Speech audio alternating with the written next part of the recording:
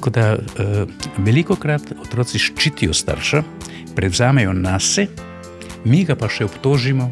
Torej, mi se pravzaprav niti ne zavedamo, koliko teh nejev otrok v teku dneva dobi in kako naj s tem živi. Odkot potreba tega otroka, da brca vrata to, kaj je to povzročilo, kaj je pripeljalo do tega. In če vi otroku vzamete dostojanstvo, neuspešnemu otroku pravzaprav nimaš kaj vzeti kot dostojanstvo. In ko mu vzameš dostojanstvo, ga prisiliš v obup.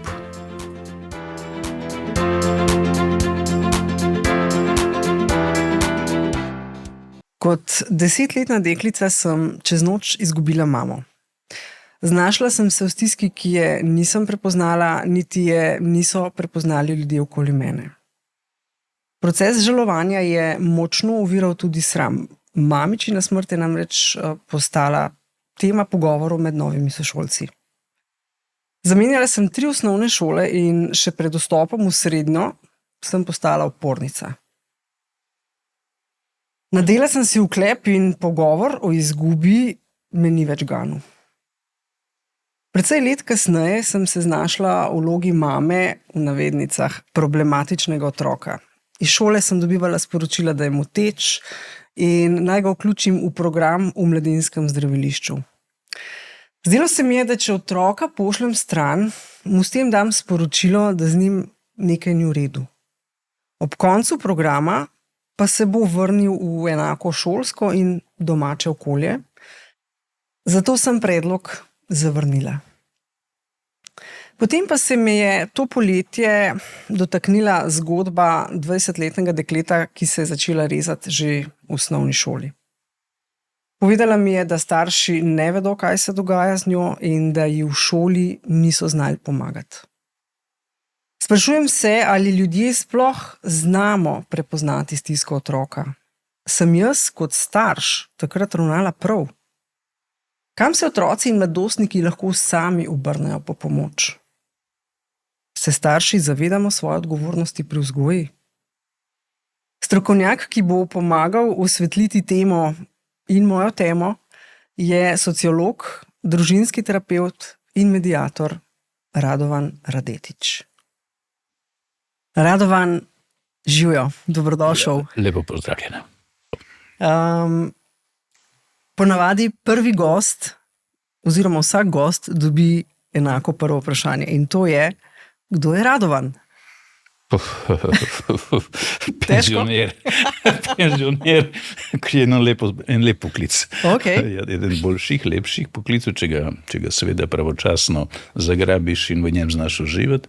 Drugače pa zase bi rekel, terapeut in nekako nekdo, ki je veliko v stiku z mladimi, pa veliko v stiku z družinami, ki čutijo tovrstne težave in pritiske okolja, zaradi katerih začnejo dvomiti, da so dobri ali so slabi starši. Zdaj, dejavni ste v okviru zavoda Aleksandra. Tako pomagamo za te zavode Aleksandra. To je zavod, ki je namenjen pomoči, se pravi, družinska pomoč in pomoč otrokom, ne? In partnerska. In partnerska, okej. Deva za začetek reči, s kakšnimi težavami se najpogosteje, recimo, družine obračajo na vas? Ali so to samo družine, ali eden od staršev? Cela paleta je. Cela paleta je težko. Če gre za tematiko otroka, je to najbolj pogosto nemoč pri vzgoji, oziroma dvom v lastno vzgojo. Še posebej zato, ker otrok lahko kaže neke drugačne znake, kot bi si jih jaz kot starš želel, in potem me začne skrbeti, kaj bo z njim čez 15 ali 50 let. In že ta skrb se prenese zdaj in že zdaj želimo to popravljati. Druga težava je v partnerskih odnosih, ali ostati, ali oditi, kako prepoznati, v osebnostni, torej bodi si, da gre za obsesijo, bodi si, da gre za anksioznost, bodi si, da gre za negotovost, neko izgubo motivacije, karkoli, torej posameznik lahko. In seveda neke te težave so tudi povezane z poškodbami oziroma z neko nevarnostjo, da bi prišlo do samomora ali pa podobnih stvari, bodi si pri odraslemu, bodi si pri otroku ali pa mladostniku. Torej cela paleta, cel spektar je težav, s katerimi se ljudje obračajo. Pa dajva začeti pri tem, kako so starši obupani, pravzaprav pridejo po pomoč, ker ne vejo več sami naprej, ker so, zdaj če govorimo o primeru prijateljice, katerega otroku so diagnosticirali ADHD, ona je rekla, da je pri vas prvo uro obiska samo jokala. Od olajšanja, da jo nekdo razume, ker je ves čas v bistvu iz okolice dobivala čisto drugačna sporočila. Ja, to je zanimivo. Jaz bi mogoče začel na tem, če damo samo kratko vinjeto ADHD-ja. V mislih imam vedno nekega fanta, 6. razred. Z mamo sta prišla k meni, mama je tako sedla na stol, skrušena v čakanju, on pa je bil že v položaju, idemo, torej nič posebnega. In jaz ga vprašam, če je bilo mamo težko pripeljati k meni. In pogleda in reče, pravzaprav je ona mene poslala, pripeljala. Sem rekel, zakaj pa? Ker imam ADHD. Je otrok povedal. Sam je povedal. In jaz ga potem vprašam, kaj pa to je ADHD? In on veselo, potem seveda zelo veselo, reče, darilo narave z stranskimi učinki. Kar mama reče, in zaradi stranskih učinkov smo tukaj. Stranski učinki so pa bili, da je šola grozila ta tretji opomin in da gre potem prešolanje na drugo šolo brez soglasja staršev. To je bila ta točka, ki jih je pripeljala k meni. Ampak, veste, ta pozicija in teh je ogromno, teh dogodovščin s temi ogromno. In kadar pride cela družina, zdaj govorimo samo o ADHD otroku, ker teh je največ, tu smo nekako najbolj, kadar se mladostniki najbolj pogosti, njim so pogosto pridružene druge težave. Kadar gre druga, recimo, potem jaz nekako tako začnem pogovor o tem otroku, kaj se dogaja doma, kako se lahko manifestira to vse skupaj in se oglasi oče, pogosto je oče ti, ki se oglasi in potem reče, a to vi govorite o meni, ko sem bil majhen. In potem kriči mami, kaj, ko si bil majhen? In potem se začnejo smejati in ko se družina smeji, potem razumejo, da to ni neki big deal v smislu katastrofe, pač pa idemo dalje in to je to. Torej idemo s tem ravnati. Kaj je najbolj pogosto? Najbolj pogosto je strah, veste. Najbolj pogosto je strah, ki ga imajo starši, da ne bodo znali otroka spraviti v te varne vode, kakorkoli že temu rečemo, še posebej takrat, kadar jim avtoritete, kot so učitelji, kot so vzgojitelji, kot so neke druge strukture v družbi, dajo vedeti, otrok je zabredo ali bo zabredo. Dodatno še prestrašijo jih. In takrat se oni znajdejo v eni tako bi rekel, poziciji, razumski del mu reče, da dela prav, srce, da ne dela, torej to, kar mu nalagajo, da ni prav, srce reče to, kar delam je prav, ker čuti otroka in natančno prepozna njegovo funkcioniranje, ampak to, kar srce čuti, ne sme prenesti v možgane in mora ravnati kot možgani. In pogosto se zgodi, veste, če nadaljujejo na ta način, pogosto se zgodi, da imamo ta rek, operacija uspela, pacient umr. Jaz tega ne želim in pravzaprav jaz niti ne govorim o ADHD-u kot ADHD, kot to, jaz govorim o gamsih. To so neki gamsi, zdaj, ko ga zagledaš tam na hribih, vse mi je jasno, kaj je gams, izzivi in vse ostalo, celo slike pokažem. Govorimo o sanjačih, torej tisti, ki... torej, to je ta, in govorim o zasanjanih gamsih. Teh je pa največ, in ti so pa tam na 2000 metrov zasanjani in tako naprej. In skozi te procese, ko se začne pogovarjati, potem se začne učiti starše nekih tehnik, nekih komunikacij, ki so potrebne, da celotno zgodbo pripelješ v pravo smer. Namreč, v kaj se spremeni v pravilnem modelu, v kaj se spremeni ADHD? Ne vem. Deloholstvo. Torej, če vidite odraslo osebo, ki je deloholik, ta je bil gams. Tudi, če ni bil detektiran. Kadar je pravilno vodeno. Če pa ni pravilno vodeno, na to skupino se nalima nasprotujoča motnja najprej, potem še conduct disorder, torej vedenska motnja, in potem ga odnese v vedensko problematiko. Postane težaven v vedenskem smislu. Če pa potisne noter, ga pa spremeni v notranjo agresijo. Se pravi depresija, obsesija, anksioznost, kombinacija tega, praktično potem je naslednji korak antidepresivi, antipsihotiki in tako naprej. Torej, in resnično ta hoja po robu je precej zahtevna. Ni veliko manevrskega prostora. In če starš preveč stisne, lahko naredi eno ali drugo. Če preveč popusti, lahko odnese v to smer. Ta prava mera in ta občutek zaupanja sebi, zaupanja otroku in ne predvidevati, kaj bo čez en teden, kaj bo čez en mesec, kaj bo čez 5 let z njim, ampak dnevno slediti temu in držati to je garancija uspeha. Recimo za te otroke vse, to je neka največja težava, v kateri se starši pojavijo. Kaj mislite, da je največja želja teh otrok? Otrok z ADHD? Recimo, tako. Jaz bi rekla, da iščejo pozornost. Da je mami srečna. Ojoj. Pa naj bo star 3 leta, naj bo star 25.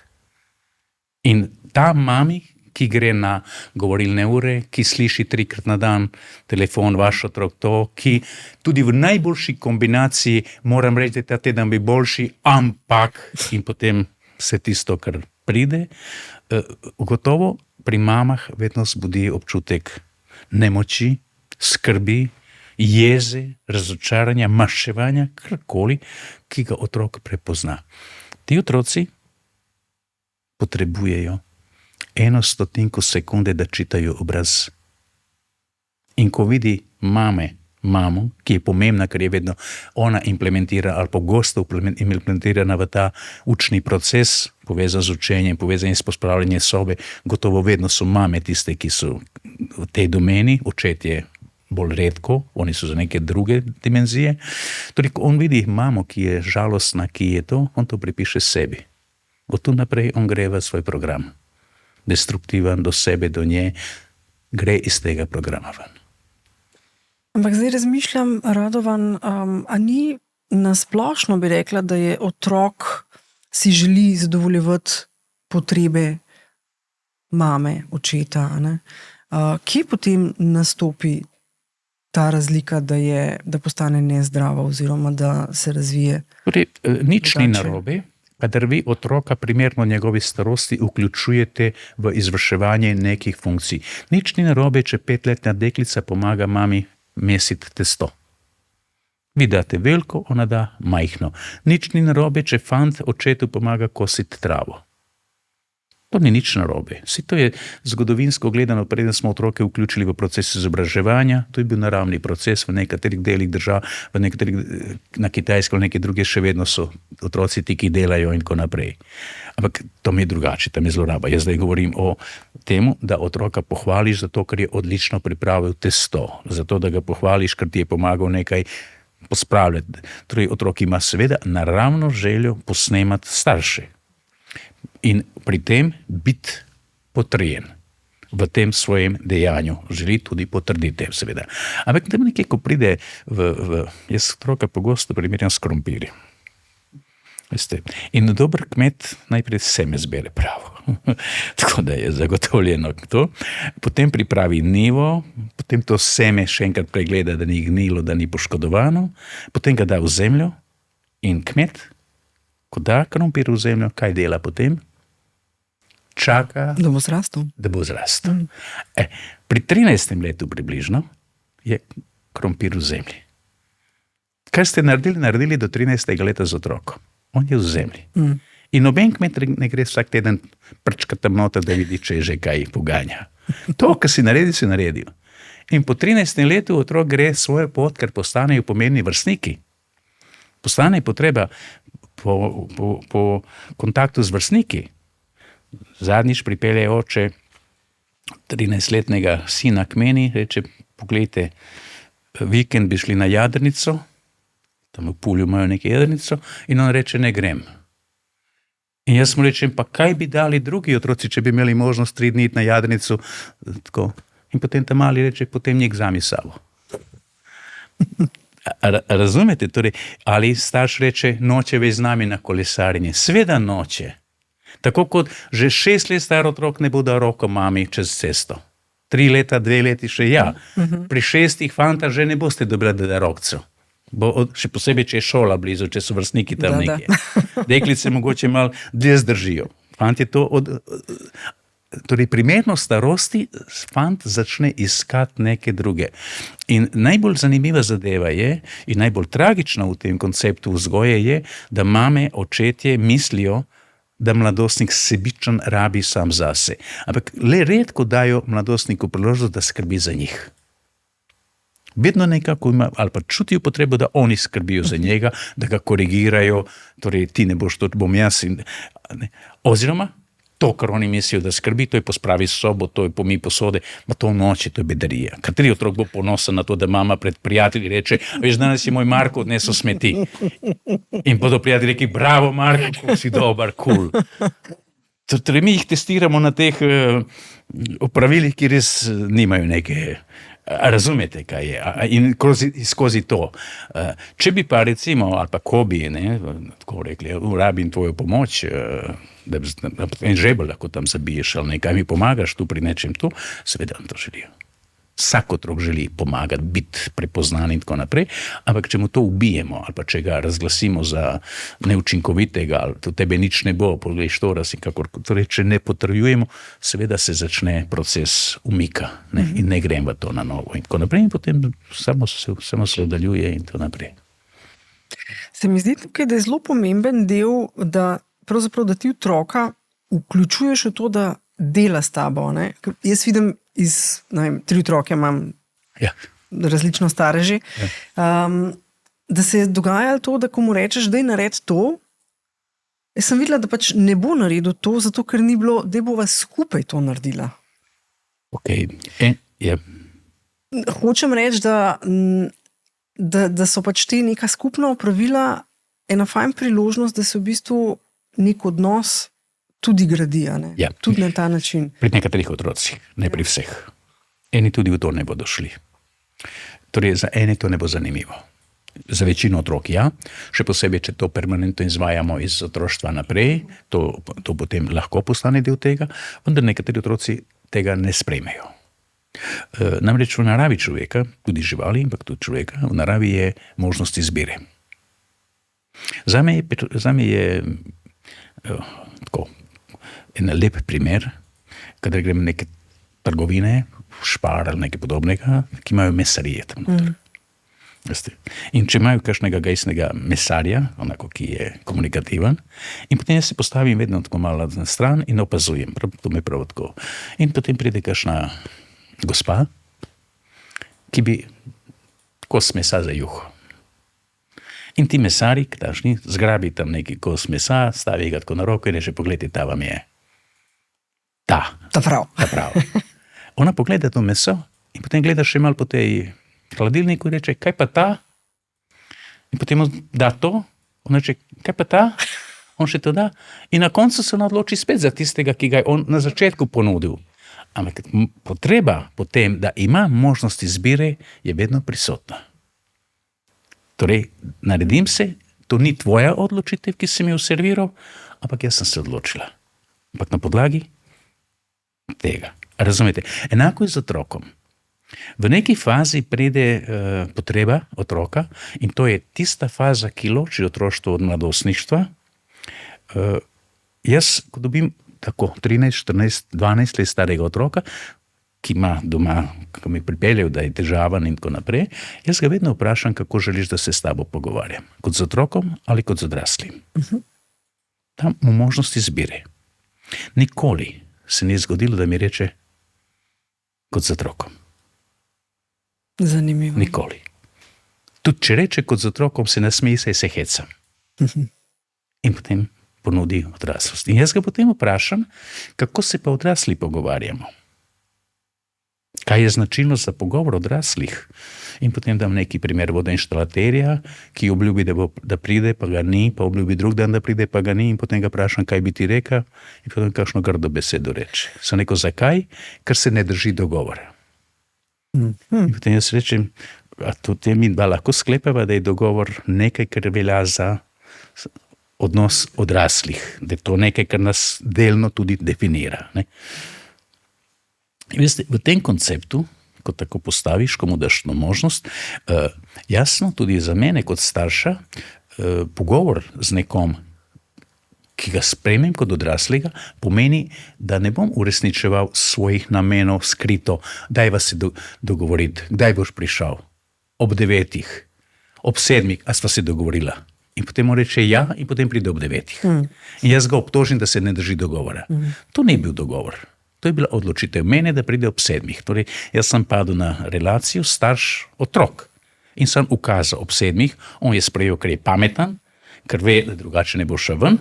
In potem, ko pride nazaj, ta 5-10 minutni rafal vzdržal in odtehtal bo te 2 uri, ki jih je on preživel do 9 na svoj način. Razumete, v tem kontekstu nekaj. In potem mi samo obtožimo ga, da se laže, obtožimo ga, da ni zanesljiv, obtožimo ga, da se ne drži dogovor.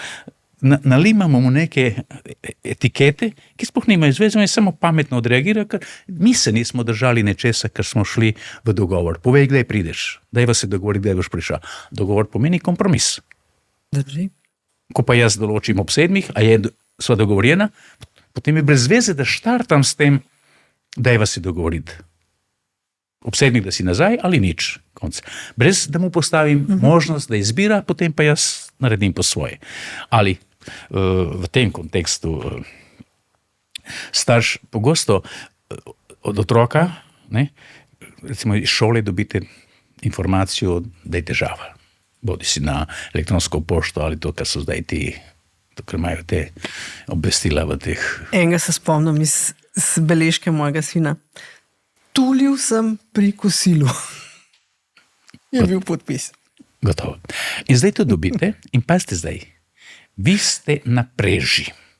Čakate ga na vratih. Niti nimate potrpljenja, da ga čakate v kuhinji, pač pa ga na vratih hodnika pričakate, ker je to tako pomembno, da razčistite.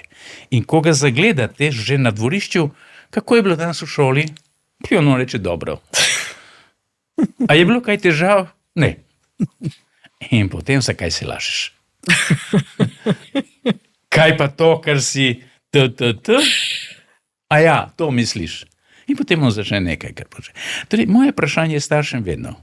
Odkot potreba, da preverjaš nekaj, če že imaš informacijo? Torej, a ni bolj enostavno, da ga vprašaš, kaj je bilo s tem tulenjem, Marko, danes? Kako je to izgledalo, to tulenje? Če že veš, kaj je, kako je bilo danes v šoli? Kaj bom rekel? Kaj naj on reče? Ja, to je tako malo pod pasom, no. Udarec pod pas, totalno. In potem on vrne isto, z istim vrne okrog, samo da dobi potem še etiketo in na račun tega prepovedi karkoli drugega. Torej, kada so starši čisti jasni v tem nastopu, gre direktno. Če že nekaj, pa ne isti moment na vrati ga čakati, idemo. Saj otrok nikamor ne bo šel. Saj on je tu 24 ur, pa 7 dni v tednu. Nič ne bo narobe, ko se spočijemo, pa popoldne, ko se sedemo, pa ga vprašam, Marko, kaj je bilo pa s tem tulenjem danes? Kaj si to, kaj ti nekaj? Ne, zakaj? Tukaj je v bistvu starš tisti, ki je v položaju otroka, v bistvu, da ne zdrži. Exakt. Ne zdrži tega pritiska, da bi ga prestavil. Exakt. In zato jaz recimo dam staršem prijavu, to me nauči moj sosed, če bi že morala biti strojnik na ladji, bi se odločila biti strojnik na tankerju ali na križarki. Križarka je, kar vozi potnike. Seveda na križarki bi jaz bila. Zakaj? Pa, ker mi deluje bolj laid back, bolj.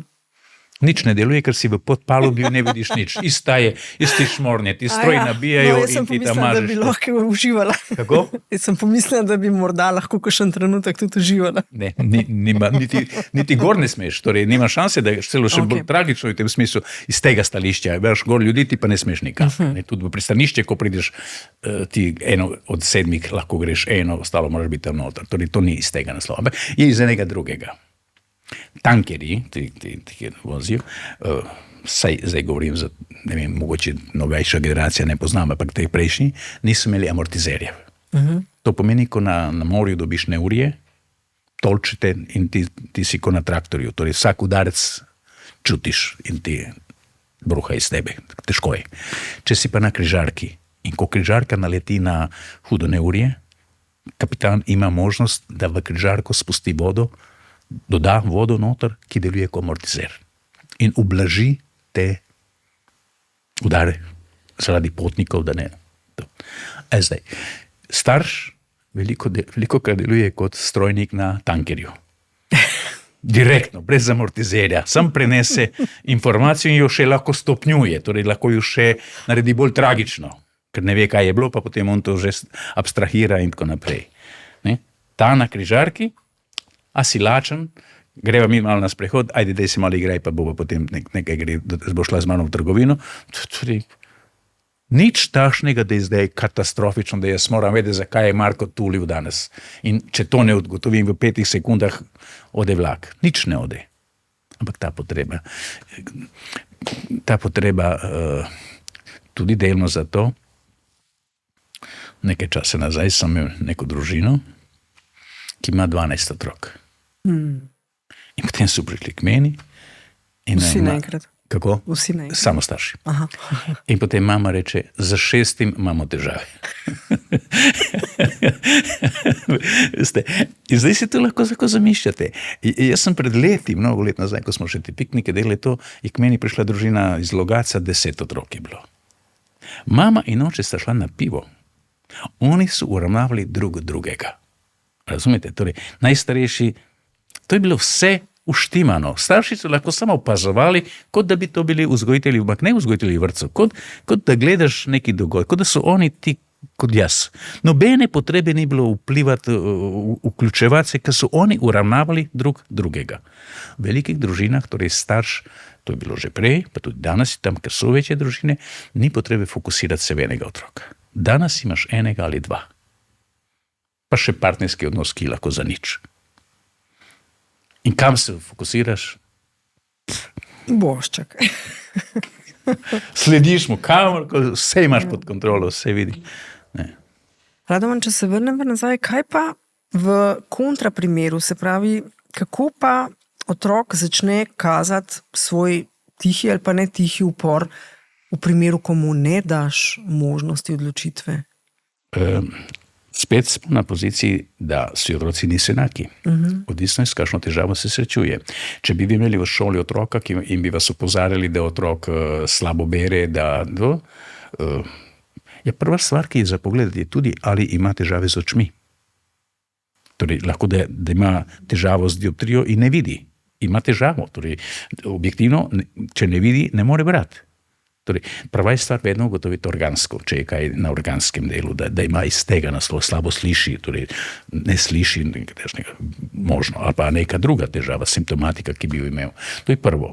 Ampak potem pa odvisno od strukture otroka, kam se kaže težava. Če je otrok nemiren, če ne more sedeti pri miru, to ni stvar vzgoje. Torej, vsako vedenje ima neki razlog za to vedenje in vsako vedenje je v neki obliki funkcionalno za tega otroka, ki ga izvaja. Težava je v tem, ali mi to vedenje prepoznamo in ali prepoznamo, kaj je pozadje tega, kaj ga sproža to vedenje. Torej, neki nemir, ta otrok se ne more ustaviti. In Kitajci, recimo, zdaj govorimo o impulzivnih otrocih, Kitajci imajo stole, ker ga pritrdimo roke, tako, za stole in glavo, vratno pritrdi. In on res ne more v šoli mrdati nikamor. Skandinavci so zdavni, že 30 let imajo te mize, ker so dinamične mize, ker on lahko z nogami miga pod mizo, ker ima gugalnico pod mizo. In mu ni treba sprehajati se po razredu, ker se gunca.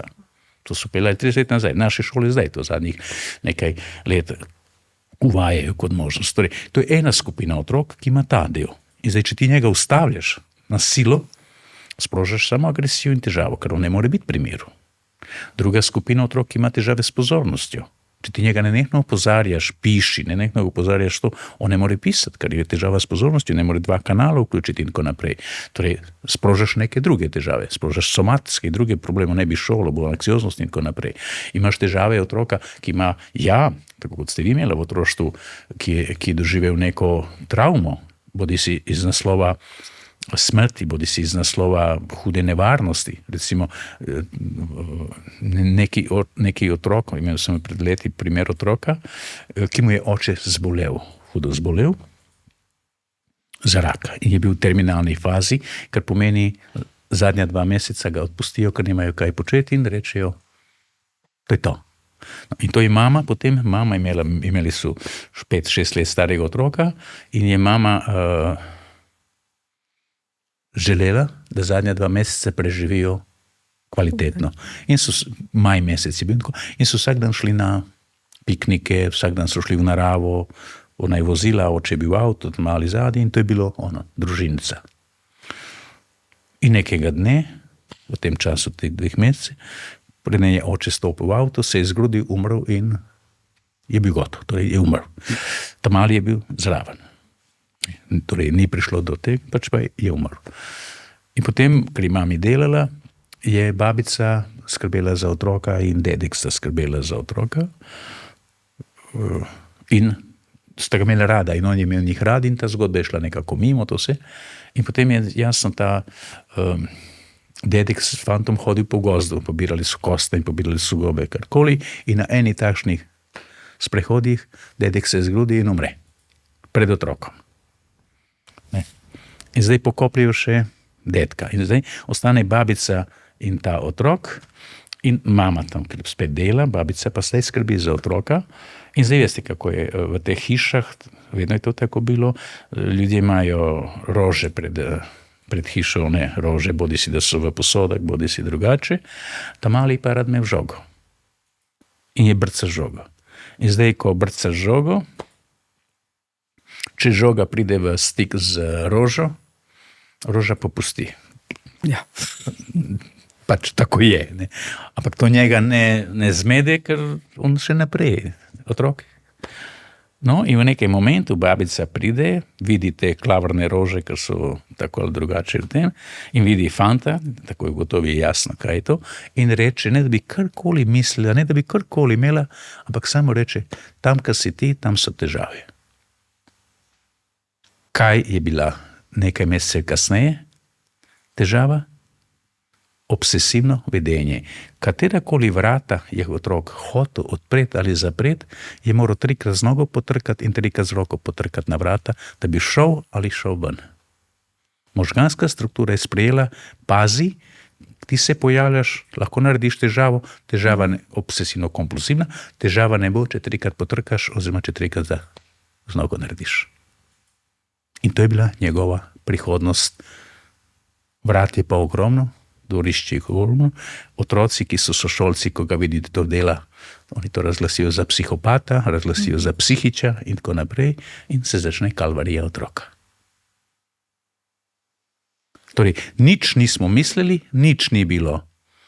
Ali recimo neka babica, 5-letna hčerkica, 5-letna vnukinja, ki je spet babici hodila, tako, veste,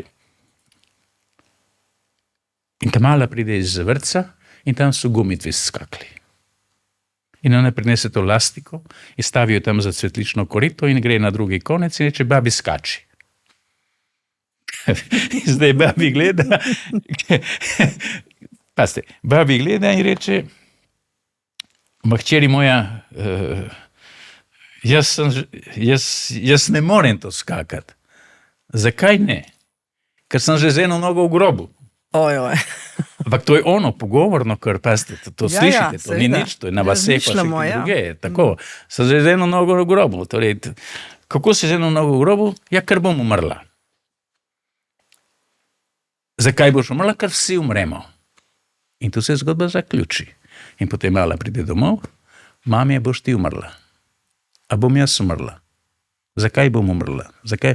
Ampak dobro, če je to enkrat, je to vedno pride na temu vprašanje smrti. Ampak če se to ponavlja vsak dan, večkrat na dan, ko otrok zvečer pride ob 8 z postelje, mami, boš umrla, ko potostane njegova skrb, ki ga ne spusti, ki noče potem stran od tebe, kar jo strah, da ti umreš, da jaz umrem, kaj potem? Kaj je sprožilo? Navadna? Brezvezna, torej nič slabega, nič slabo misleča izjava. in tako naprej. Tako da pri teh otrocih lahko karkoli, kogarkoli lahko odnese. To, kar ste me vprašali, ali in kako pri otrocih. Različne situacije so, različni dogodki so, kako bomo prepoznali. Vendar otrok vedno odda neki signal, vedno začne z neko temo ali z nekim dejanjem, na katerem pokaže, da je neka sprememba. Recimo, takrat sem delal še v materinskem domu. Materinski dom je mesto, kam mame hodijo z otroki, če niso odnosi med partnerji nasilni, se pa razhajajo in nekje bitno to. In mama je bila v tem domu z 5-letnim sinom, tudi 5-letni sineček je bil, začetno so pa imeli stike. In čez vikend so šli na obisk z avtom neki družini, po avtocesti nekem, proti Grosuplju. Ob vrnitvi nazaj, iz avta se je začel kaditi. In oče ustavi, parkira na tem, njih pošlje na zelenico, mamo pa, in on dvigne havbo in gre popraviti. 10-15 minut, zadevo uredi in se odpelje v Ljubljano in njih odloži v materinski dom. Naslednji dan otrok noči v avto. Mama, da ga pelje v vrtec, on noči v avto. Mama gre na avtobus, on noči v avtobus. On se vrže na tla, on noči v avtobus. In mami nič jasno. In grejo peš iz Trnovega, peš v Šiško vrtec. To je kar nekaj. Je rekla, ajde muha kakšna. Naslednji dan niti podrazno ga ne spravi v avto. Pa kriči, pa to, ampak on noči v avto. Tudi na avtobus ne, mama z biciklom ga odpelje. Ampak naslednji dan se ponovi zgodba, dežuje o noči. Noče, nima šanse, da ga spravi. On se... Potem pride k meni, kaj ne naredi, ker sem takrat delal v tem domu. Povej mi, kaj se je zgodilo. Vedno je neki razlog, torej ni kar tako. Povej, kaj se je zgodilo. In jaz si samo rečem, naj oče pride zvečer z avtom, vzame sina, dvigne havbu in mu pokaže, kaj se je zgodilo. Mama tega ne more narediti, ker ni bila zraven, ker je bila z njim. In on ve, da potem ti to samo tako rečeš, nimaš pa pojma. Oče je pa to naredil. In tam mali vidi očete, res oče reče, prida ti pokažem, kaj se je zgodilo. In pokažemo hitro tam neka cevka je počila in je potem kapljalo na motor in je to se je kadilo. Naslednji dan mali gre brez težave z avto, z mamo v vrtec in zdaj, ko mama pride po njega, on se za njo ne meni, sploh ga ne zanima mama. On pred sabo ima gruč otrok, cel teater otrok in mi razlaga, kako se avto lahko zažge. Ampak, če ga znaš popraviti kot njegov ati in tudi on zdaj po ta novem, kar pomeni, da moraš to cevko očistiti, pa potem vzameš izolirt trak, pa to cevko zavrtiš, tako za to. Otroci imajo oči, to je dogodek, on pa razlaga. In ste vi, ko ste ugotovili vzrok in ne čakali leta, da se zadeva zakomplicira, ampak tako je šli to, iz nečesa, kar bi lahko postala njegova travma, saj on bi čez en teden ali dva lahko stopil v avto. Ampak bi ta dogodek kadarkoli ob nekem krešu avtomobilov ali neki neprijetni situaciji izbruhnil ven, ker je nerešen, on ga je rešil in je iz nečesa, kar je bilo katastrofalno, spremenil v herojstvo. Torej, če mi prepoznamo pravočasno vedenje otroka, ki se je spremenilo, ki je postalo drugačno, gotovo je nekaj na to vedenje vplivalo. Pa ni nujno, da je meni pomembno. Recimo v šoli, vi lahko imate med dekleti, tukaj je zdaj vse posod prisotno, dekliška agresija je bistveno bolj nevarna za razvoj kot moška. Moška je čista. Ona je na bazi živalske agresije. Močnejši udari in je hierarhija vzpostavljena. Drugo je zdaj, da mi v tem socialnem kontekstu tega ne sprejemamo kot pravilo. To je drugo. Ampak to pravilo v principu velja. In tudi med 10 otrok v družini, oni natančno vedo, kdaj se uspneš in prehitiš starejšega. Ne samo na račun pameti, ampak tudi na račun te moči in tako naprej. Ta slojevitost se hitro vzpostavi v moškem svetu, pravim, posledice so te fizične. V ženskem je tako imenovana odnosna agresija. ti ne boš moja prijateljica, a ne da ne bo naša prijateljica. In jo iztiskaš. Poglej, kakšno srajco imaš, a je to od babice srajca. Parfum, a si to v Parizu kupila parfum? S temi dejanji ostala dekleta, ostali fantje, Kaj lahko narediš? Umikaš se. Začneš dvomiti v sebe in greš na obrobje. In te potisnejo, ker nimaš moči se približati. Jaz sem imel situacije, ko so na dvorišču že čakali deklico. Na dvorišču. Kdo te bo zaščitil? Učitelj, kako? Ni zaščite pred tem, ker je to notranja nevarnost. Pred fizično, recimo, ne greš tam njemu na oči in imaš neko možnost, da se izogneš temu, ali pa fizična je. Ampak tu je nadaljavo, tu jo nosiš sabo. Že ko greš po mestu, razmišljaš, ali res smrdim ali ne. In to ne velja samo za šolo, to velja za koncept. Tako da signali, ki jih otrok podaja, so vedno jasni. Drugačnost, neka sprememba. Tako kot v principu mama vedno prepozna, ko je otrok zboli, da ima vročino, da je nekaj narobe z njim, ker njegovo vedenje postane odstopajoče od standardnega. Ali se umiri, ali je bolj tako, ali zgleda tako. In mame nimajo veliko težav, da ugotovijo, da je vročina ali da je nekaj in gre to preveriti.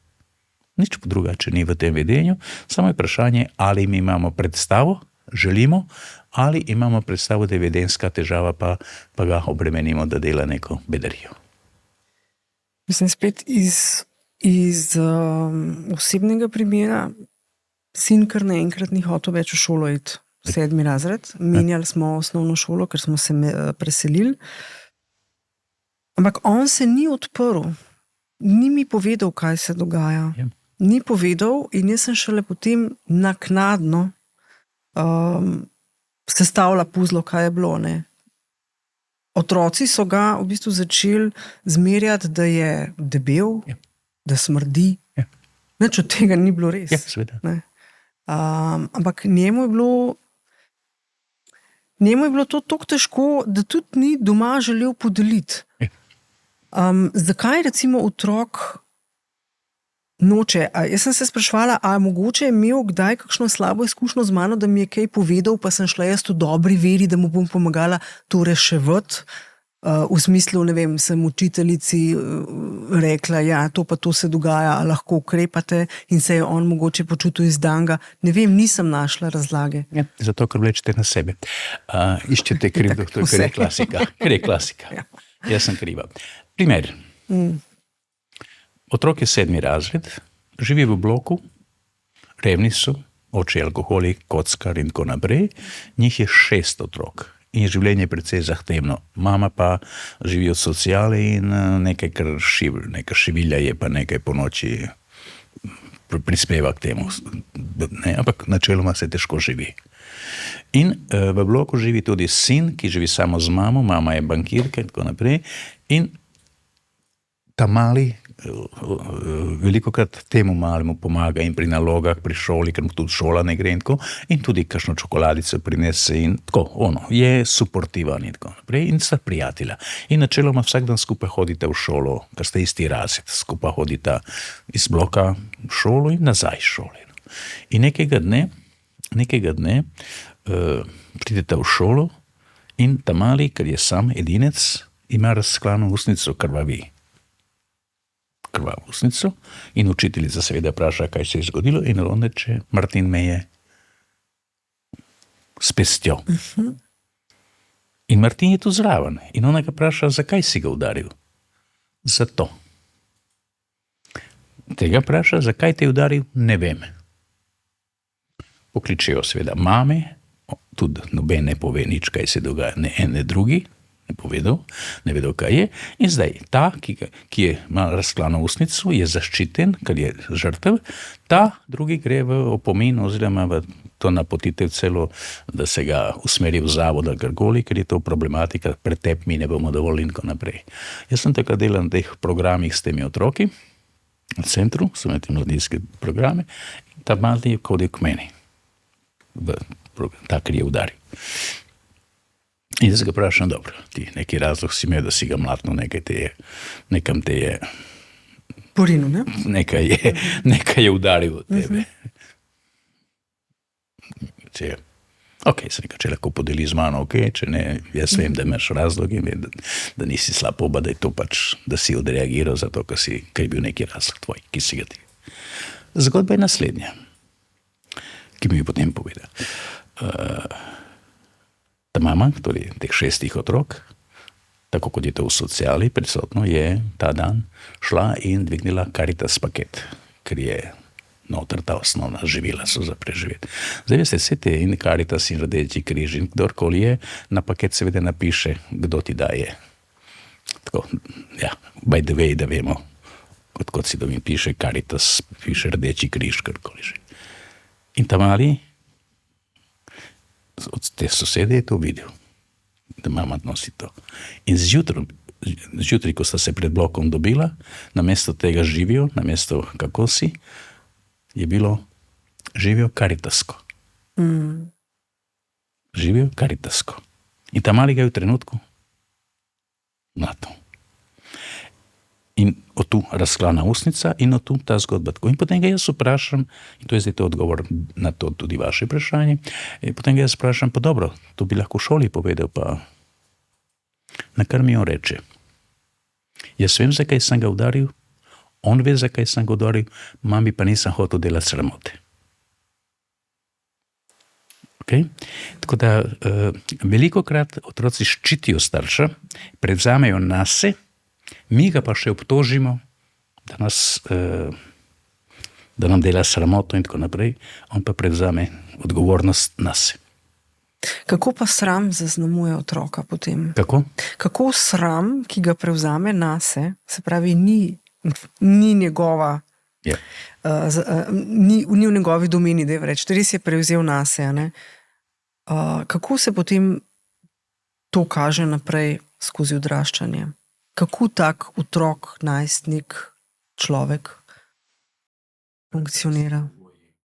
Velikokrat, kadar so pogoji neustrezni, kadar je družina nefunkcionalna, kadar je mama nemočna, kadar je deležna nasilja, alkohol in tako naprej, ali pa bolezni in tako naprej, se zgodi, da začne otrok skrbeti in za mamo in tudi za druge otroke. To je lahko najstarejša deklica, to je lahko fant, ampak ponovadi so to starejše deklice, ki prevzame vlogo mame. Tem otrokom mi strokovno rečemo postaršen otrok. Postaršen otrok, ki se vloga zamenja. Namesto da starš skrbi za otroka, otrok skrbi bodi si za mamo, bodi si za očeta.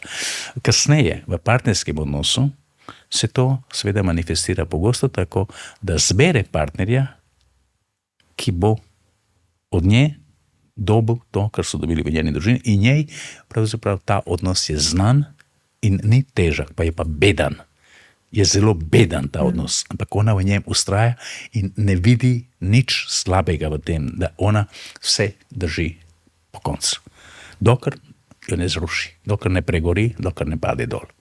Potem jo bolezen ustavi. Ampak dokler tega ni, ona skrbi za vse. To je perspektiva teh otrok v prihodnje, če se zadeva seveda ne ustavi. Kaj so še neki signali otroka? Signali, ja, ki jih res starši zlahka spregledamo, tudi zato, ker smo toliko obremenjeni sami sabo, s svojim življenjem, službo, da res prepozen včasih. Tudi če nismo obremenjeni, eden klasičnih signalov, še posebej velja za otroke gamse, za otroke sanjače, za sanjane gamse, to skupino otrok, ki so inteligentni, to je vedno inteligenca v zadju.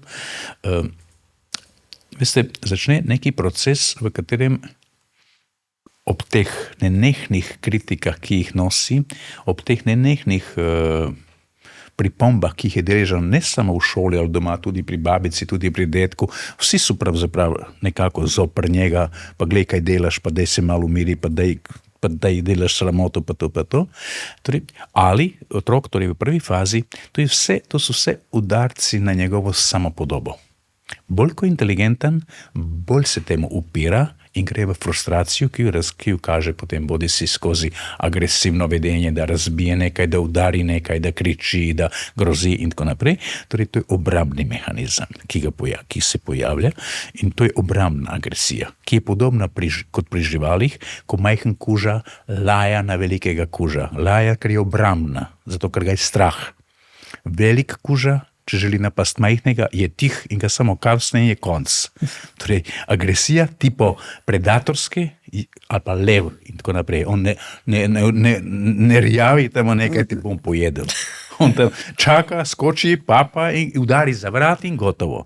Ti otroci nikoli ne udarijo na točko, ki je nevarna, saj načrtno ne, da bi poškodovali, ampak se brani, udari po nogi ali nekaj tam. To je vse obrambna reakcija. No in zdaj, kadar mi te otroke iz naslova, ko jim začnemo prepovedovati, sobo zgini, ne boš tako obnašal, ko boš imel svojo hišo, boš lahko brca po vratih, zdaj pa zgini. Torej, ne raziskujemo, kaj je pripeljalo in kako je do tega, ampak samo dejanje, ko dejanje je nesprejemljivo in ga mi ustavljamo, potem se prvi signal, ki je pogost, zgodi že recimo pri otroku 2., 3. razred, 4. razred, ko reče, vsem bi bilo bolje, če me ne bi bilo. Ali reče, najbolje, da umrem, bodo vsi srečni. To je prvi signal, ko se agresija izven začne usmerjati na noter. To je signal, ko otrok ne bo več brcal, bo šel v sobo in se bo jokal. Bo šel v sobo in bo sedel, bo se prignil in bo upošteval, ampak iz tega agresije na noter se razvije depresija, anksioznost in obsesija. Kar pomeni nekaj mesecev ali let kasneje, da bo začel boleti trebušček, ko bo moral iti v šolo, bo bruhal, ne bo se počuti dobro, on ne bi šel in se začne manifestirati vedenje teh 3 težav, ker smo jih mi namesto ven sprožili noter. To je tako, kot da vi imate smeti, pa jih nočite v kontejner, ker je sramota, kaj bodo rekli, sosedje že 3. smeti nosi danes ven, kaj ta ženska dela, in jih slažete v omaro. Da ne bi sosedje vedeli, boljše, da so v omari. Pa bo začelo smrdeti, bo začelo inficirati. Prej ali slej bo težava. Torej, mi se lahko pogovarjamo, kako to, da Neves ima 3-krat na dan smeti, da jih nosi ven. O tem se lahko, torej, kaj dela tam noter, da ima, ampak če so smeti, jih je treba dati ven. Torej, razumete, torej, ni point, ali smeti nosim. Če so, jih nosim ven. Lahko se pa pogovarjamo, kako do tega pride. Enako je pri otroku. Lahko se pogovarjamo, odkot potreba tega otroka, da brca vrata to. Kaj je to povzročilo? Kaj je pripeljalo do tega? Neki razlog gotovo je. Jaz zdaj seveda ne govorim o otrocih, ki imajo duševne in druge težave, da so psihotični, da so šizofreni, to je drugo, kaj je bolezen, ko je neka tovrstna deformacija, to je drugo. Ampak jaz govorim o otrocih, ki gotovo normalno lahko funkcionirajo, samo imajo ta prag frustracije nižji in ga prej sprožijo in tako naprej. Mi pa tega ne zaznamo, pač pa to stavljamo po točko vedenja, ki ga treba umiriti. To postane težava. Kaj pa recimo mlajši otroci, ko se pojavi tisto obdobje trme, se nekje med 3-4 leti recimo, ko upije, kriči, brca, se vede tako, da ti v sekundi 15 dvigne pritiska. Kako ti kot starš kako lahko zdržiš to? Zelo enostavno. Torej, lahko na ogledalo na steno napišeš everything is under control. In to postane tvoja smernica. Namreč jaz to uporabljam iz praktičnih razlogov. Neka moja kolegica je pred mnogo leti bila v Angliji, v Londonu, ima otroke, vse so že veliki, takrat so bili majhni, in je v eni od teh blagovnih hiš, ki je specializirana za otroške igrače, šla in rekla, bom kupila nekaj svojim otrokom. Eto, obrniti vidimo. In že na vhodu, to mi je razlagala, pa zato vem, na vhodu v to trgovino, v ta oddel z temi igračami, sliši neko kričanje, sliši neko brcanje, hrup, prepozna otroka, ki je izrazito jezen in s temu primerno je vedenje. In ona malo pokuka tam noter in seveda vidi nekega 5-6 let starega otroka, 4, ki z teh polic, te plišaste igrače, kar razmetava, kar kriči, kar brnči. Filmsko. In zdaj ona iz nekega razloga, to je ta humanitarni, mama, Gre proti otroku, da bi ga pomirila, ali da gotovo neki namen tega tipa imela, ker je, ne. In bolj, ko se je bližala, tako ko je prišla na 1 meter, da bi že skoraj kaj rekla, tam na koncu, čist na koncu, je bila gospa, ki je kot čitala neko knjigo, kao čitala knjigo, ampak čist na koncu je bila. In ko se ta približi temu otroku, ta gospa samo spusti knjigo in reče, don't worry, everything is under control. To je bila mama tega otroka. In ta sorry, rikverc in se umakne, ampak seveda reče, mater, kaj pa je tle pod nadzorom, če je kaj, to nič ni. In potem je umikalo, da vidi, kako se bo zgodba končala. Kako se bo končala. In se je ta nekje muvala, toliko, da lahko sliši, vidi razplet. In nekih 5 minut kasneje, 3-4 minute kasneje, tišina, ni več hrupa. In ona malo pokuka, mama in otrok slažejo igrače nazaj na polico, otrok mami da roko in zapustijo trgovino. In ni prišlo do konflikta med njima in ni bil kaznovan. Torej, zdaj, lahko bi ga mama 4-letnega zagrabila, odnesla ven? Ja, ampak 14-letnega ne bo mogla zagrabiti. In to je tudi tista reakcija, se mi zdi, ki jo najpogosteje vidimo, da otroka primaš in ga odstraniš. Ker mi dela sramoto, ker je to. Ja. Ker jaz ne zdržim tega. Torej, v principu, v tem momentu otrok je pod klobukom, kar pomeni, v tem momentu smo nemočni, samo škodo naredimo. Karkoli gremo na silo delati, je tako, kot da požar gasimo z benzinom. Pa imamo občutek, da gasi. Ne.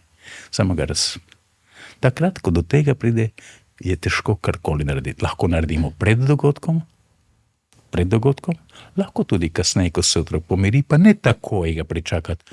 Gremo na sok, gremo na sprehod, gremo kolesariti, potem, kaj pa je Mark bilo, kaj te pičilo, da si se tako razjezil. Kako pa bi lahko pred dogodkom naredili? Recimo, en klasičen primer za trgovine, ko so, ker je pogosto tu, lahko se mama z otrokom dogovori, mu da seznam, če je dovolj star, da zna brati, če ne 2 stvari ali 3 stvari, pa mu pove, pa še ima listek in dobi svojo košarico. Vse te velike trgovine imajo košarice za otroke. Mu da seznam in reče, evo, to so stvari, ki jih boš ti kupil. In kupuje. Mu da pa stvari, ne da kupi sladkor, pa da kupi moko, ker se lahko po nesreči poškoduje pa vsebina, pa ga potem obtožiš, kaj si naredil. Ne. Daš mu, da kupi nekaj, kar je to. In lahko seveda kupi kakšno majhno čokoladico ali neko majhno igračo, kar je vrednosti 50 € kot nagrada za ta nakup, ki ga je opravil. In on se počuti pomembnega. In smo spet na tej poziciji, ki smo na začetku rekli, on pomaga mami. In kar ti kasneje lahko, ko pride na obisk nekdo, Mark je danes je Mark bil na kupu in je zelo lepo kupil. Marka, pokažeš, kaj si kupil. In on bo z veseljem pokazal. Ko je majhen, govorim za 4 leta starega otroka. In če mi začnemo s tem delom zaupati otroku in mu dajati možnosti, da, ampak na točki, ki je njemu pomembna, ne ker je nam, počisti smeti ali pa posesaj. To ni njem zanimivo. To vedno bo problem. To samo ti, ki so otroci, ki so resnično ali pod nekim drilom, ali dosežemo, da to delajo, ampak noben tega ne dela z veseljem. Tudi tisti, ki to delajo, gotovo noben ne dela z navdušenjem. Ima odpor, samo mogoče ga kakšna strah ali kakšna druga zadeva sili, da to naredi. Ali pa kakšna obljuba, ali pa grožnja, ne boš šel ven, če tega ne narediš, pa potem to za to naredi. Ampak to je neučinkovito, ker ti pogojniki so kratkega veka. Zelo so ti pogojniki so nekaj najslabšega, kar se lahko zgodi. Še posebej, ko še sprejmemo vodo, ko končaš, lahko greš. Ker ko pomeni, računam, da boš končal, to če ima večji predznak, ne verjamem, da boš. Če je bolj verjetnost ne. Ko smo že na tem, si boš kmalu, pa ko. Verjamem v tebi, da boš. Če je pa neka zgodba, ne boš. Ne? In pogojnik, če je izredno zahteven, ker mi ponavadi izgubljamo. Z otroki v teh čejih mi izgubljamo. Če ne boš končal naloge, ne boš na trening. Recimo najhujša zadeva. In potem otrok ne konča nalogo, jaz ga ne pošljem na trening, ampak on jutri, ko je trening, reče, ne bom več treniral. Ti ga pa siliš, pa pojdi, pa ne bom več. In ti postopoma otrok, kadar začneš s temi ukrepi, postopoma ti jih jemlje in ti ne ostane nič več. Jaz imam primere, ko mu poberejo tehniko, torej vse. To je kar dosti pogosta kazen staršev, ne? Najbolj pogosta. On pa leži na posteli, no niti ven noče več, pade v depresijo. Ga ne zanima, gleda v luft in ga potem starši nudijo mu, ti bomo kupili mobitel, pojdi malo, ga ne zanima več. Ker je obup. Recimo raziskave, ki so jih delali v tujini s podganami.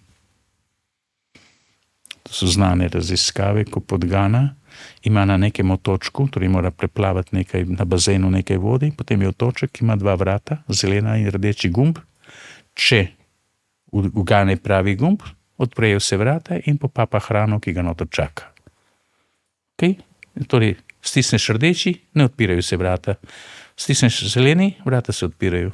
Podgane so pametni, to hitro se naučijo. Gre in noter je kot car, poje koliko prav in se vrne, odplava nazaj in tam potem leži. Naslednji dan spet. In 7 dni rdeči gumb, stisneš, hrana se odpre. Potem mu spremenijo. Ni več rdeči, zdaj pa zeleni.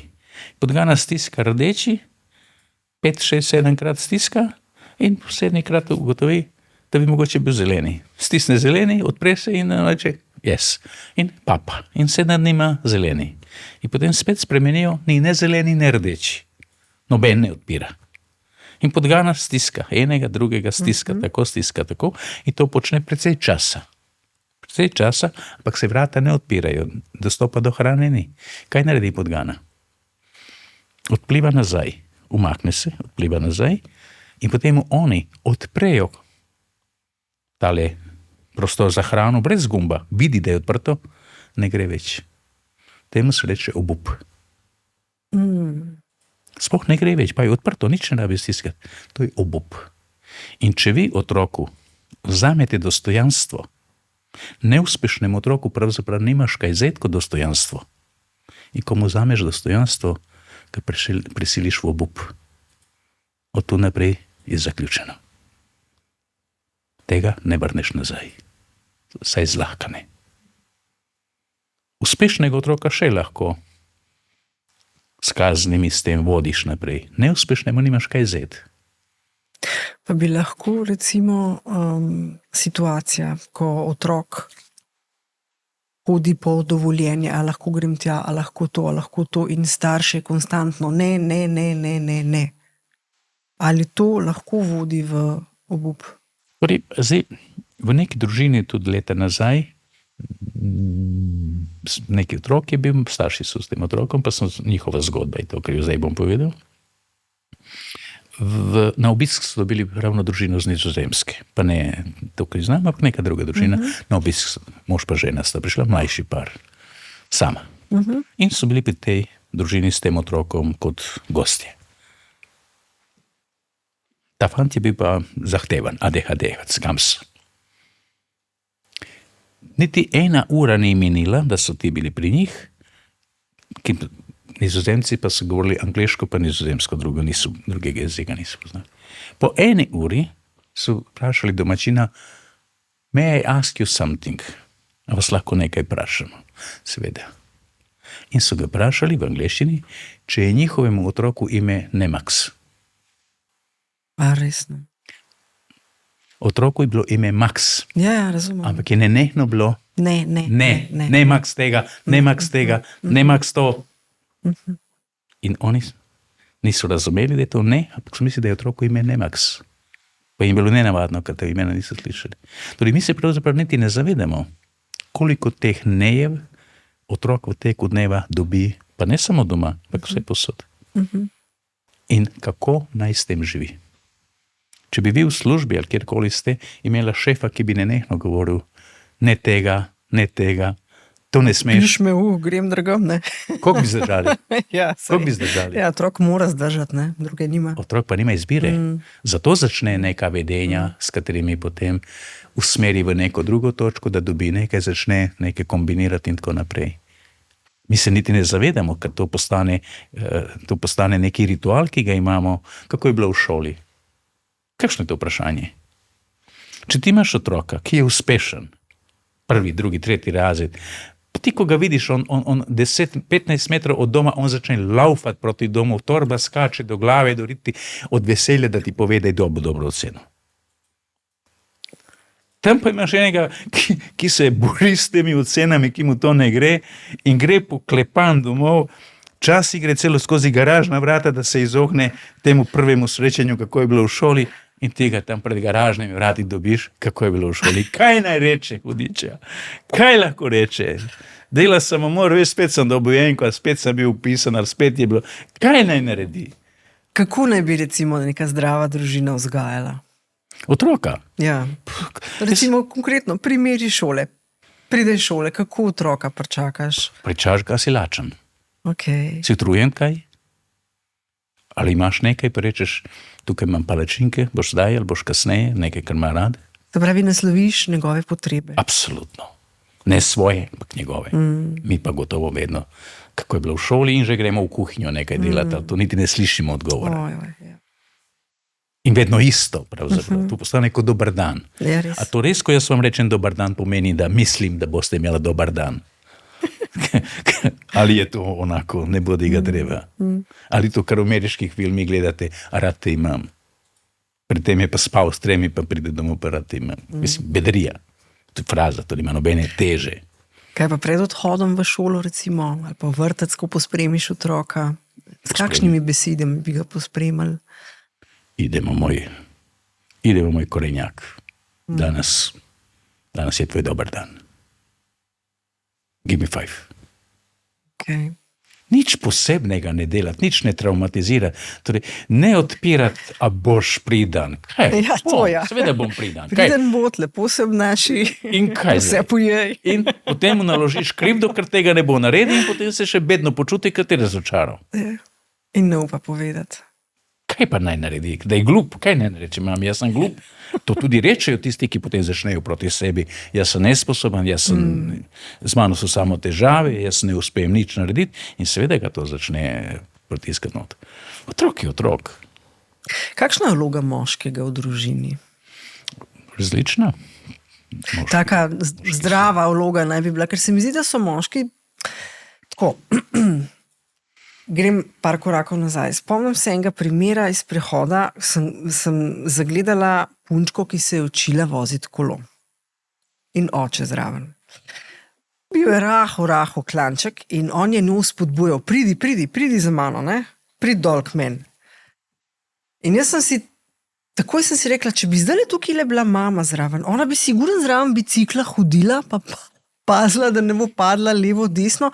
Kjer otrok bo bolj samozavesten oziroma bo bolj vedel, da zmore ta, ki ga oče vabi, pridi, saj ti bo šlo, ali taka mama zraven hod. Ok, na to se vrnemo, samo najprej, da dam neko primerjavo. Pozicija moškega pa ženske na splošno in tudi kasneje na vzgoju. Kaj je značilno za slovenščino, stare Grke, pa lužiške Srbe? Kaj jim je skupno? Pomenjam. Dvojina. A. To so edine 3... A Grčina tudi ima dvojina? Stari Grki. Aha. Stari Grki. In lužiški Srbi, ki so tam nekaj na meji z Nemčijo, neka skupnost lokalna. Pa mi. Zakaj je to pomembno? Torej nekako v začetku, stari smo 18, 19, 20, smo atomi. Gibamo se v nekem prostoru, tako sami, takšni kot smo, z lastnostmi, ki jih imamo, torej smo ednina, ki potem iz nekega naključja ali prepozna drugo ednino tam, ki mu je simpatična, ki ga nekako iz nekega razloga pritegne in potem, ko se 2 ednini združita, nastane dvojina. Ok? In zdaj, evolucijsko gledano, namen dvojine je, da nastane 3? množina. Ja. To je pa družina. Okay. Zdaj, zame vedno iz otroštva neka slika, hiše pa stanovanja, bloki so znali pred hišo imeti štenge, na katerih je bila neka gor ali žica ali vrv, ki se je sušilo perilo. In je to perilo prapolalo po zimi, po leti. To je imel spominu še po zimi, to znalo biti kokostitko, ampak je stalo gor, se je sušilo. No, zdaj, težava v partnerskem odnosu, težava v družini je, da z nastankom množine, družina pogosto pozabi na dvojino. Vse je usmerjeno v množino. Dvojina, kot da je nikoli ni bilo. 2 redko gresta sama na kavo in tudi če gresta, pogovori o otrocih. Ni dvojine, kot je bila pred množino. In seveda, prej ali slej, ta dvojina, torej to so ta stebra, ki morajo biti kvalitetna, in če je dvojina kvalitetna, je tudi ta vrh kvalitetna. Potem lahko gor obesiš, kar češ. Če pa ednina, ker tudi ednino moraš ohraniti, ne, jaz ne bom več hodila kolesariti, ker nimam časa. Kako? Če je kolesarjenje del mene kot ednine, jaz ga pa opustim. Pa ne bom več hodila prijateljicam, ker nimam časa. To opustim. Torej, ednino zgubim. Steber zarjavev, začne pokati. Ali, če vrh poči, ker ni dvojine, kako boš držal množino? Torej, ključno je ohraniti vse 3 elemente. Mene, še vedno kot ednino, z mojimi interesi, jasno v manjši meri, jasno ne tako intenzivno, kot sem to počela, ko sem bila samska. Ko sem v partnerskem odnosu, del tega prenesem na partnerski odnos, del lahko zgradiva skupaj, ker prej nisva, torej prej mogoče nisva hodila v hribe, ne jaz, ne on, potem sva to odkrila in zdaj je to najina skupna to. Del ostane moj, jaz še vedno ne maram glasbe, on je rad glasbe, jaz ne maram shoppinga, on ga ima, če prav redko, obratno. In dvojina, ko se ohrani, gre v množino in množina to prenese. Mi pa pogosto počimo na dvojini in ostane ali z enim, ali z drugim, ali z nobenim. Otrok dropne dol, ker se mi bonkamo sabo, kdo je spustil špago, kdo je spustil to žico. Torej, vloga moškega in vloga ženske danes, ker bi to nekako gremo, da naj bi bili enaki, pa saj smo enaki, pa nismo enaki. Ker jaz še vedno, vi veste, da obstaja en fond v Indiji, mislim, da so ga formirali Angleži, za prvega moškega, ki bo rodil otroka. To je že neki fond je tam, ki se Okay. Torej, razumete, tega mi nimamo še. Torej, neka zgodba, tudi ko pogledate, recimo, ajmo živalski svet, labod pa labodka, jih ločite? Ne. Težko jih je ločiti, moraš biti poznavalec, da bi nekaj na pčeloma so. Kaj pa pava pa pavko? Pavco, kaj? Bi tudi težko rekla. Pavo.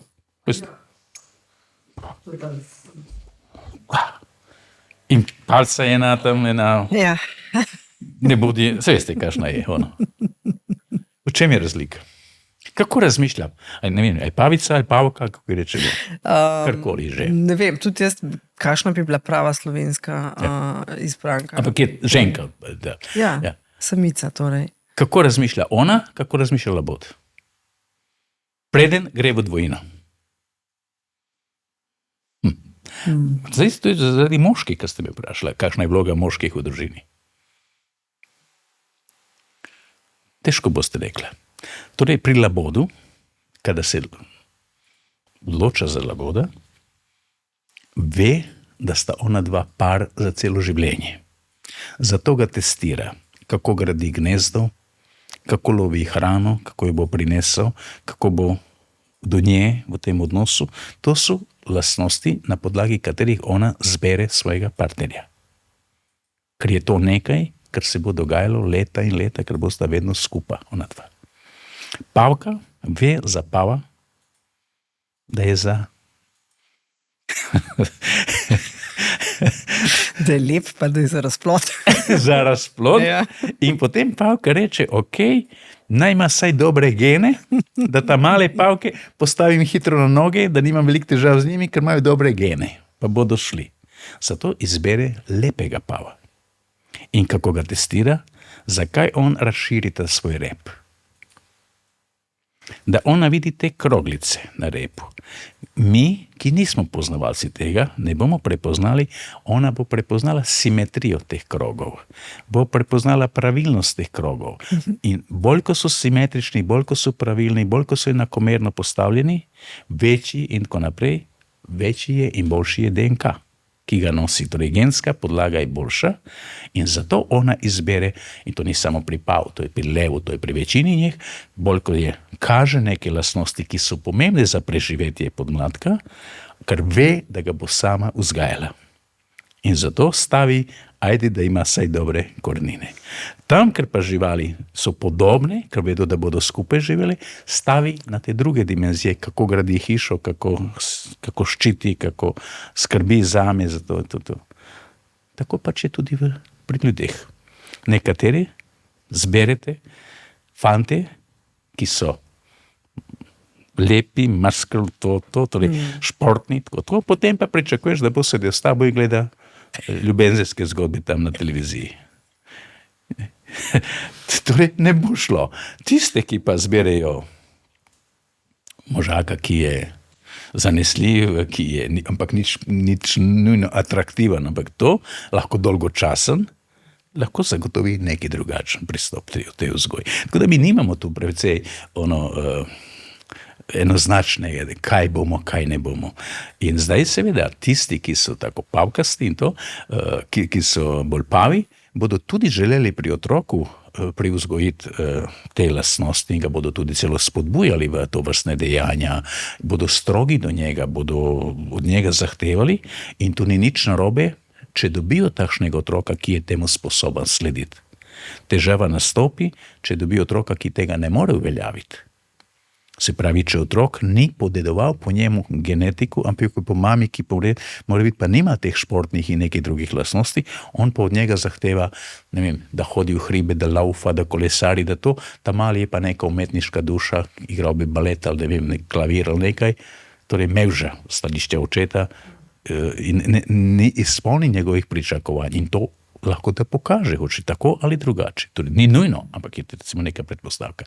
Pozicija zdravega očeta, ki želi za vzgoju, je ne samo pomagati mami, ali ne pomagati. On ima svoj program, v katerem ponuja otroku, še posebej fantom, ampak tudi dekletom, identiteto, ki jo ima. Tudi deklica želi imeti očeta, na katerega je ponosna, zato, ker je to njen oče. Lahko v šoli reče, to je moj oče. Zato, ker oče drži do sebe, ker ima videz, ker ima držo, ker ima besede, ker ima neki pomen v družbi in tako naprej. In otroki ni se mu treba sramovati tega očeta. Že ta del je lahko. Druga stvar, da ima zanimanja, ki so otroku lahko prijetna. Hodimo v hribe, ati se spozna na ptiči, pokaza mi to ali pa na nekaj drugega. Pri fantih pa je pogosto, da fant posnema očeta. Mi imamo tu, torej to imajo tudi opice, to imajo tudi naši predniki, so imeli in tudi imamo gen posnemanja. Ta gen, tu nevron posnemanja, ta nevron je tisti, na podlagi katerega se mi učimo. V živalskem svetu, vi boste videli, ko mama zebra začne bežati, otrok ta male jo gleda, zalaufa za njo. Če vi kot mama greste z otrokom na sprehod in zaupijete, pazi kača, od tu naprej otrok se bo ba kače. Ker ste mu privzgojila strah do kače. Če pa pridete, če poglej, kako lepa kača, dajmo ji malo pobožati, otrok bo šel tam noter, za vami.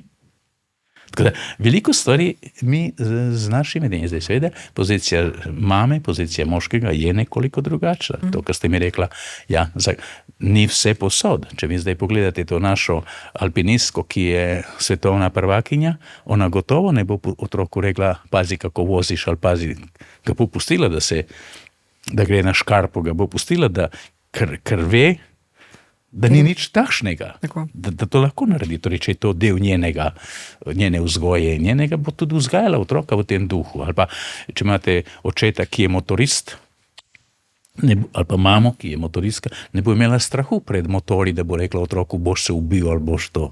Celo ga bo spodbujala, tem, ker je to njihova. Tako da iz tega naslova. V principu vedno je zame najbolj pomembno ednina, dvojina, množina. Če to funkcionira, bo šlo.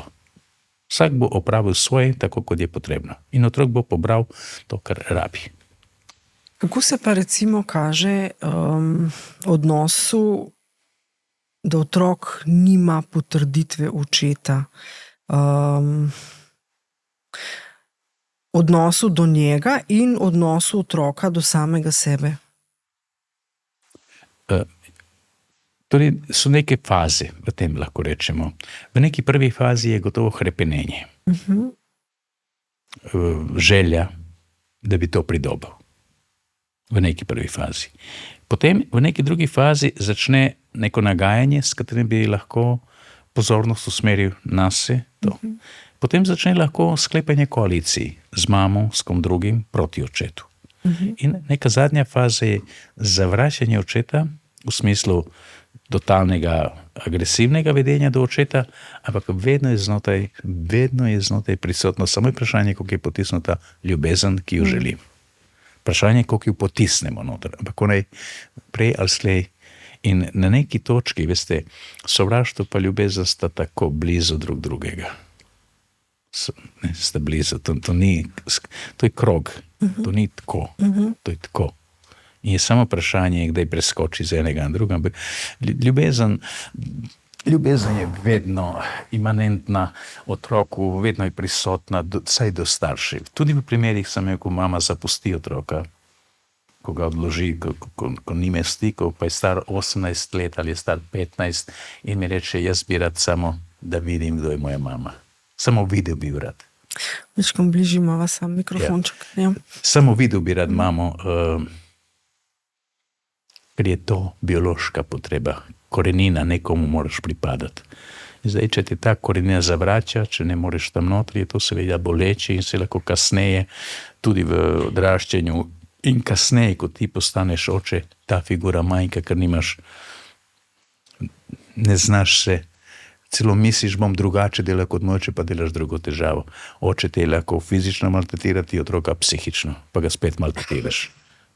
Razglasiš pa to, jaz njega ne tepem, mene je oče tepe, ampak ti ga lahko psihično potem ali pa nekako drugače. Torej, velika težava pri tem je, recimo, dopolnjene družine zna biti težava. Dopolnjena družina, kadar je otrok iz prvega zakona, pa še posebej, če ima malo težave tega tipa, ko smo se prej pogovarjali, in ga starš ne sprejme, potem dobi svojega otroka. In tu žene veliko trpijo, otroci seveda, ampak tudi žena, mama, ki ima dvema otrokoma, tu pa je težko ta balans loviti med najin otrok in tvoj otrok. To so zahtevne stvari in te stvari velikokrat imajo neko dinamiko, ki ni dobra za nobenega. Radovan, v uvodu sem rekla, da sem zavrnila, da bi sina poslala nek program Mladinsko zdravilišče. Takrat sem razmišljala, da bi to pomenilo, da mu bom dala sporočilo, da bo nekaj ni v redu, da bojo tam malo pošraufali. Ampak če se mi zdi, da če starši niso vpleteni v to, se pravi v ta proces, da nisem zares nekaj veliko naredila. Torej, veste, zdaj, če bi vi meni rekla, da ste zavrnila, da otrok dobi zdravilo proti neki bolezni, ker iz nekih razlogov ste, nasprotujete temu in otrok lahko radi tega umre ali radi tega doživi res resnično poškodbo telesa, je to neko drugo vprašanje, ki ga moramo nasloviti. Ali je to, gre za bolezen, gre za zdravljenje. In zdaj, ali jaz bom njemu dajala kamilico pa verjela v to, ali bom rekla, antibiotike in bakterije, antibakterije in tako naprej. To je drugo vprašanje. Pa še posebej, če gre za bolj resno zadevo, ne za navadni prehlad, pa zdaj jaz govorim za resne stvari. Kadar pa gre za opredelitve otroka, kdo lahko pomaga otroku, vedno je tako, da treba pretehtati, dokod lahko jaz grem in kdaj jaz ne morem. Kdaj je šla zgodba čez. Kadar začutim, da je preveč, potem se lahko pogovarjamo, kdo pa lahko. Ampak v principu, brez staršev, nobena inštitucija ni učinkovita. Tudi slabši starši so bolj učinkoviti kot inštitucije, ker je otrok del te družine. Torej, mora biti zelo nefunkcionalna družina, da stavimo na nekega. Kadar imajo te mladostnike, velikokrat starši pokličejo policijo. Kaj doseže policija? Usmeriti na center socialno delo. Kaj naredi center socialno delo? Rečeti, pogovorite se z otrokom, postavite mu meje, dajte to, ampak to je neučinkovito. In ti si spet sam. In si začaranen krogu s tem, da imaš samo eno že, da si klica policijo, ker ti otrok ne bo oprostil. Da si mu klicala na lastnega sina policijo.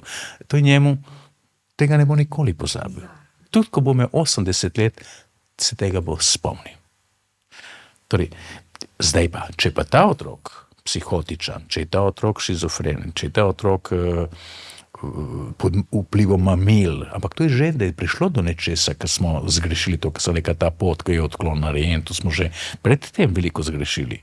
Ampak recimo, da je to, in če je življenje kogarkoli ogroženo, to je drugo. Takrat govorimo o življenju. Jaz dam primer, recimo, ko me vprašajo pri ADHD otroku, dati zdravilo, ne zdati zdravilo. Če vaš otrok ima vročino 41, ju vi ne uspete zbiti z temi obkladki, z čaji, z tuširanjem, masiranjem in tako naprej, kaj naredite? Date mu svečko. In ne razmišljaš, a je ta svečka ali ima kakšne stranske učinke, jih nima, ker veš, da bo zbila vročino, ki je ta hip nevarna. Torej, enako je tu. Če je zadeva neobvladljiva do točke, da je resnično postane nevarna za mene, za okolje, za otroka, takrat seveda uporabimo to, kar je. Kdaj greste v bolnico? Gotovo ne takrat, ko ste malo prehlajena, pa reči, daj me v bolnico, ker malo šmrcem. Greš takrat, kadar je zadeva, zahteva neki poseg, ki ga sam ne moreš opraviti, ki presega, ali pa je vprašanje, če to. Enako je tu. Torej, kadar neko vedenje dosega točko, ki postaja nevarna zame, za otroka, za okolje, ampak ne to otrok klepeta. Ali otrok, kaj ste mi rekla prej, da je naredi? Otrok tuli v šoli, dajte ga poslati nekam.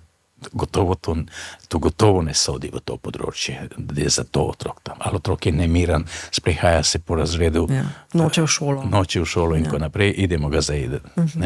Če pa otrok seveda ima neke težave, ki so povezane z tudi organskimi, tudi z nekimi, tudi če so hude travme, ki jih je otrok doživel, pa rabi strokovno pomoč.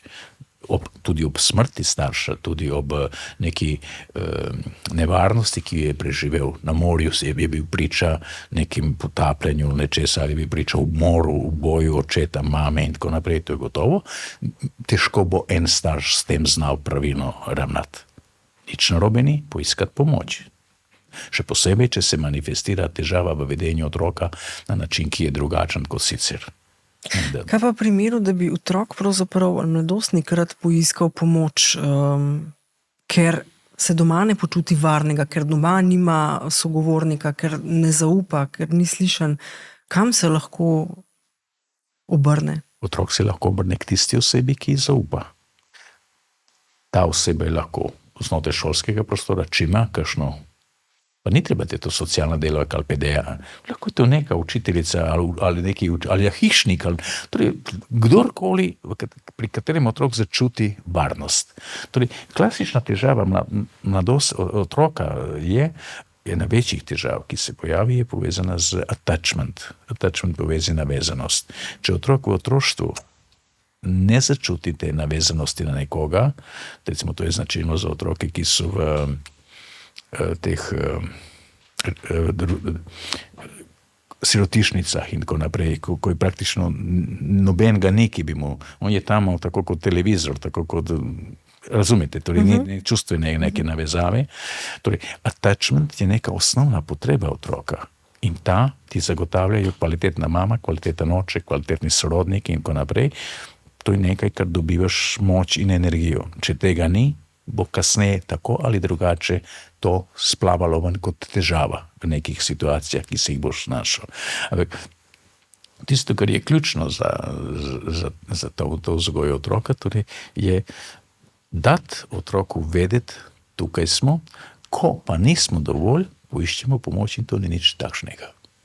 Poiskati pomoč, tudi če jo otrok sam poišče, ni nič narobe s tem. Ampak ne ga prisiliti, da je to akt, kot, kako bi rekel, iz obupa, ko ga pripelješ do... Veste, se tudi pri bolezni vam rečejo, prej, ko se oglasiš, večja možnosti za to, dajmo preventivne preglede, dajmo kontrolne preglede, dajmo sistematične preglede, testirajmo se, prej, ko ugotovimo, več možnosti. Nič drugače ni tu. Torej, če na neki točki otrok in mama, otrok in družina ugotovijo, težko nama gre, dajmo malo poiskati pomoč, pogovoriti se, pa ne zato, ker si ti slab, pa ne zato, ker smo mi dobri, ampak nama težko gre, vsi smo dobri, samo nekako ne. Takrat ni težava. In kadar jaz recimo dobim starše, tako kot pridejo veliko, kad se mama, oče ali oba zaskrbljena za otroka, in potem mi rečejo, kako pa naj pripeljem 13-letnika ali 14-letnika, ker ne bo hotel iti. Ja, kaj mu boš pa rekel? Ja, da mora iti, ker dela težave. Ja, gotovo ne bo šel. Želimo biti boljši starši in te rabimo, da nam to pomagaš, bo pa šel. Pa smo spet na poziciji, da otroka vključimo, da nam pomaga, da on pomaga nam, ne pa mi skrbimo za njega in ti si problem, mi pa skrbimo za te. Tako da te male stvari v življenju znajo. Teh zgodb je ogromno uspehu, ki se potem pokažejo, kako neke situacije, ki so bile zgubljene, na videz zgubljene, pravzaprav salto mortale se naredi v parih tednih ali parih mesecih, samo zato, ker se spremeni percepcija. Recimo, kot je zadnja neka zgodba, tako kot jih imam veliko, ADHD otroki so meni tako neka tema, ti naši gamsi. Na neki šoli smo bili povabljeni prvi razred, izrazitno pameten otrok, gotovo ima nad 140 IQ.